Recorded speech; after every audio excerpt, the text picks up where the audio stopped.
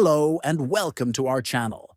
In this video, we'll guide you through the process of selecting who can view your profile photo in the IMO app.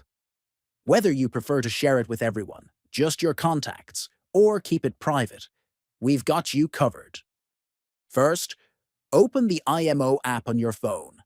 Next, tap on the profile icon located at the top left. Next, you will see your profile name at the top of the page. Click on your profile name to open the profile settings. Then scroll down and click on the Edit button at the bottom of your profile page. After that, look for Privacy Settings and tap on it.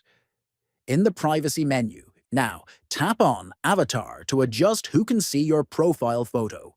You'll be presented with several options: Everyone, My Contacts, Custom, and Nobody.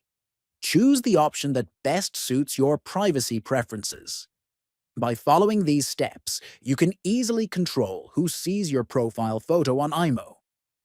If you found this video helpful, please consider subscribing to our channel, liking the video, and sharing it with others. Thank you for watching, and stay tuned for more helpful tutorials.